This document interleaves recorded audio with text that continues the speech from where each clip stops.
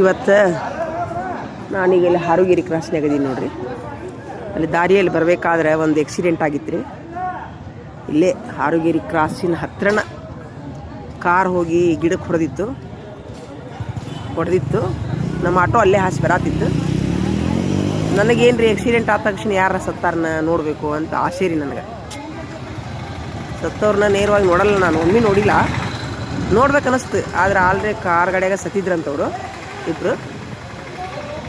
ನಿಂದ್ರಿಸ್ರಿ ಅಂದೇನೆ ನಮ್ಮ ಆಟೋದವ್ರಿಗೆ. ಅವರು ಆಟೋದವ್ರನ್ನ ಮತ್ತೆ ಎಲ್ಲಿಗಿರಿ ಅಣ್ಣಾರ ಅಲ್ಲಿ ನೋಡಿ ಬಸ್ ಸಿಗ್ತಾವೇನ್ರಿ? ನಿಂದ್ರಂತ ಹೇಳ್ರಿ ಸ್ವಲ್ಪ ಅವ್ರಿಗೆ.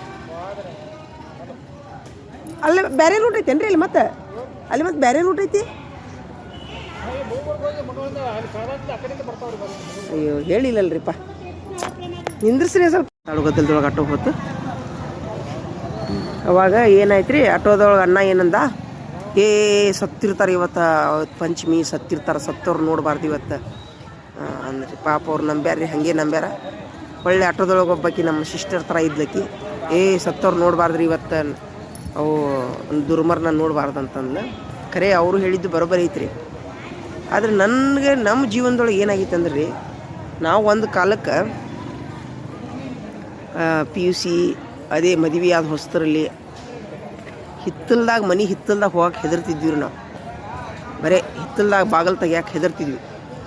ಅಷ್ಟೊಂದು ಸಂಜೆ 6 ಅಂದ್ರೆ ಹೊರಗೆ ಗಡ ಏನು ಕಳ್ರ ಬರ್ತಾರೆ, ದೇವ್ ಬರ್ತಾವೆ, ಅವು ಇವು ಅಂತ ಹೀಗೆಲ್ಲ ನಂಬಿ ಬದುಕಿದವ್ರು ನಾವು. ಆದರೆ ಇತ್ತಿದ್ಲಾಗಿ ನಮ್ಮ ಜೀವನದಲ್ಲಿ ಬಂದಂಥ ಘಟನೆಗಳು, ನನ್ನ ಜೋಡಿ ಆದಂಥ ಒಂದಿಷ್ಟು ಕಹಿ ಘಟನೆಗಳು ಮನಸ್ಸು ಇಷ್ಟು ಕಲ್ಲು ಮಾಡ್ಯಾವ ಅಂತಂದ್ರೆ ಏನೂ ವ್ಯತ್ಯಾಸನೇ ಇಲ್ಲ ನಮಗೀಗ. ಏನಂದ್ರೆ ಏನೂ ವ್ಯತ್ಯಾಸ ಇಲ್ಲ. ಕತ್ಲು ಬೆಳಕು, ರಾತ್ರಿ ಹಗಲು, ಶವ ಹೆಣ, ಜೀವಂತ ರೋಗಿ, ಏನಂದ್ರೆ ಏನು ವ್ಯತ್ಯಾಸ ಇಲ್ಲ. ಅಷ್ಟೊಂದು ಮನಸ್ಸು ಗಟ್ಟಿಯಾಗಿಬಿಟ್ಟೈತ್ರಿ ಈಗ ನನಗೆ. ಏನೋ ಅನ್ಸಂಗೇ ಇಲ್ಲ, ಭಾವನೆಗಳೇನೇ ಇಲ್ಲ, ಹೆದರಿಕೆ ಅನ್ನೋದೂ ಇಲ್ಲ, ಕಣ್ಣೀರು ಅನ್ನೋದೂ ಇಲ್ಲ, ಏನಂದ್ರೆ ಏನಿಲ್ಲ. ಅಷ್ಟೊಂದು ಮನಸ್ಸು ಗಟ್ಟಿಯಾಗುವಂಥ ಘಟನೆಗಳು ನಮ್ಮ ಜೀವನದಲ್ಲಿ ನಡೆದವ್ರಿ. ಹೀಗಾಗಿ ನಾವೀಗ ರಾತ್ರಿ ಅಂದ್ರೇನು, ಹಗಲಿ ಅಂದ್ರೇನು, ಎಲ್ಲಿಗ್ರಿ ಮುಗಳಕೋಡ ಹಾಂ ರೀ. ಹೀಗಾಗಿ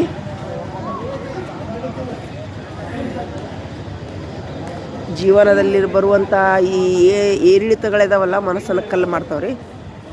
ಹಂಗಾಗಿ ದಯವಿಟ್ಟು ನೋಡಿರಿ, ದಾರಿಯೊಳಗೆ ಹೋಗೋರು, ಕಾರ್ನವರು ಗಿಡಕ್ಕೆ ಗುದ್ದಿ ಆಕ್ಸಿಡೆಂಟ್ ಮಾಡ್ಕೋಬೇಡ್ರಿ.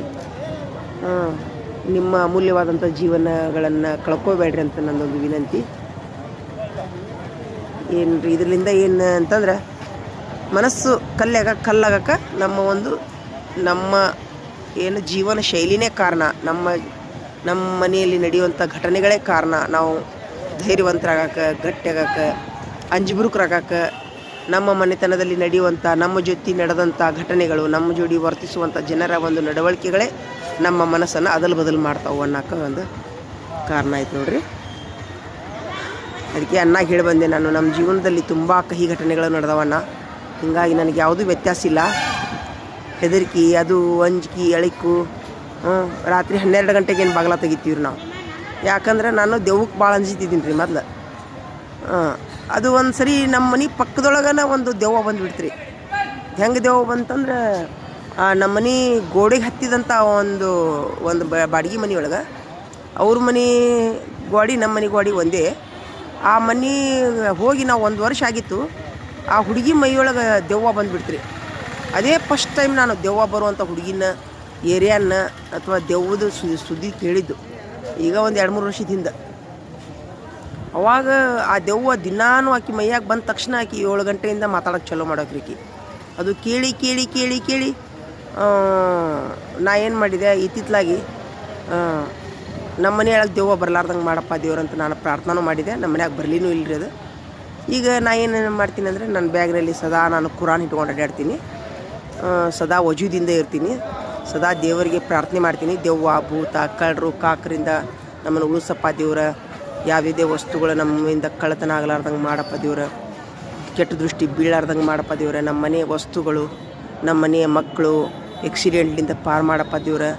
ನಮ್ಗೆ ಯಾವುದೇ ಥರನಾದ ಕೆಟ್ಟ ದೃಷ್ಟಿ ಬೀಳಾರ್ದಂಗೆ ಮಾಡಪ್ಪ ದೇವ್ರಂತ ನಾನು ಪ್ರತಿ ನಮಾಜಿನಲ್ಲಿ ಬೇಡ್ಕೋತೀನಿ ರೀ. ಹಿಂಗಾಗಿ ನಾನು ಎಲ್ಲಿ ಹೋದರೂ ಸೇಫ್ ಆಗಿರ್ತೀನಿ.